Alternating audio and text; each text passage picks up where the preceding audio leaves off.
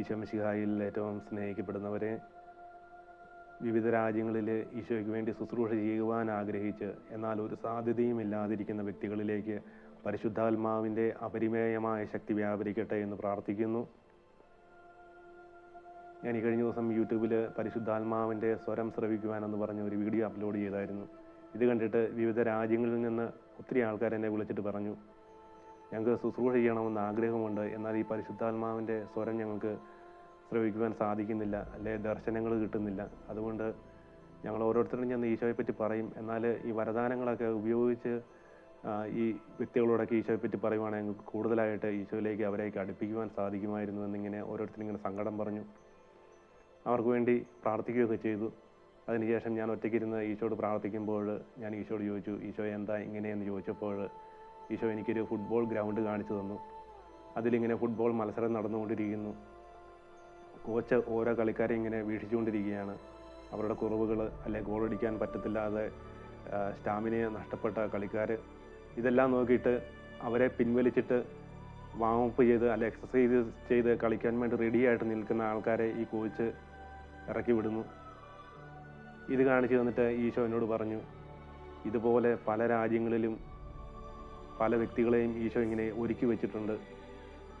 ഈ 2025 പകുതിയോടുകൂടി 2025 ആദ്യ സമയങ്ങളിൽ ഒരു കാര്യം സംഭവിക്കും. അതിനുശേഷം 2025 പകുതിയോടുകൂടി ആത്മാക്കളെ നേടുന്ന അസാധാരണമായ ഒരു കൊയ്ത്തുകാലം സംഭവിക്കാൻ വേണ്ടി പോവുകയാണ്.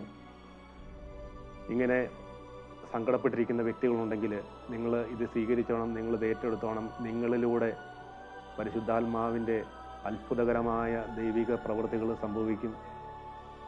ഈശോ പറഞ്ഞിട്ടുണ്ട്, ഞാൻ ചെയ്തതിനേക്കഴിഞ്ഞും വലിയ കാര്യങ്ങൾ നിങ്ങൾ ചെയ്യുമെന്ന്. പ്രിയപ്പെട്ടവരെ, നമ്മളിൽ പലരും പറയും പരിശുദ്ധാത്മാവിൻ്റെ പ്രവർത്തനങ്ങൾ അല്ലെങ്കിൽ പരിശുദ്ധാത്മാവിൻ്റെ കൃപാവരങ്ങൾ നിറഞ്ഞ് അത് അത്ഭുത പ്രവൃത്തികൾക്ക് വേണ്ടിയല്ല, അല്ലെ അത്ഭുതകരമായ ദൈവിക പ്രവൃത്തികൾക്ക് വേണ്ടിയല്ല, മരിച്ചവരെ ഉറപ്പിക്കുന്നതൊന്നുമല്ല ആത്മീയ ജീവിതം എന്നൊക്കെ പലരും ഇങ്ങനെ പറഞ്ഞ് തള്ളിക്കളയാറുണ്ട്. പക്ഷെ ഞാനൊരിക്കലും അത് തള്ളിക്കളയത്തില്ല, തള്ളി പറയാറുമില്ല.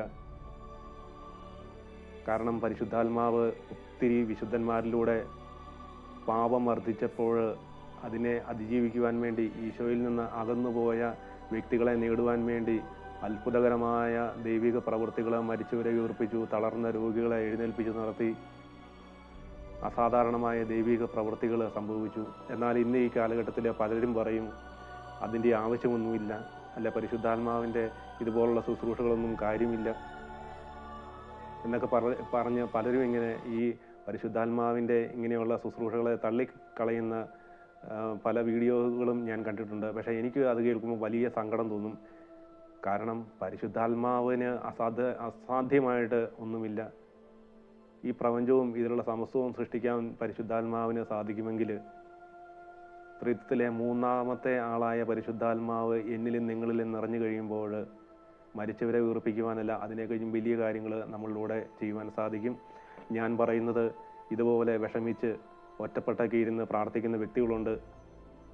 കർത്താവെ, എനിക്ക് അങ്ങേക്ക് വേണ്ടി ശുശ്രൂഷ ചെയ്യണം, അങ്ങേക്ക് വേണ്ടി ആത്മാക്കളെ നേടണം എന്നൊക്കെ ആഗ്രഹിച്ചിരുന്ന വ്യക്തികളോടാണ് ഞാനിത് പറയുന്നത്. പ്രിയപ്പെട്ടവരെ, ഇതുപോലെ ആഗ്രഹിച്ചിരുന്ന വ്യക്തികളിലേക്ക് പരിശുദ്ധാത്മാവിൻ്റെ അപരിമേയമായ ശക്തി വ്യാപരിച്ച് ദൈവരാജ്യം വളർത്തുവാനും സാത്താൻ്റെ രാജ്യത്തിൻ്റെ അടിത്തറ ഇളക്കുവാനും പരിശുദ്ധ അമ്മയോട് ചേർന്ന് വിശുദ്ധ മിഖായേൽ ദൂതൻ്റെ സംരക്ഷണത്തിൽ ഈ കാലഘട്ടത്തിൽ വൻ ശുശ്രൂഷകൾ വ്യാപരിക്കുവാൻ തുടങ്ങും. അതിനുവേണ്ടി നിങ്ങൾ ഓരോരുത്തരെയും ഈശോ അനുഗ്രഹിക്കട്ടെ എന്ന് പ്രാർത്ഥിക്കുന്നു. Ave Maria, praise the lord, hallelujah.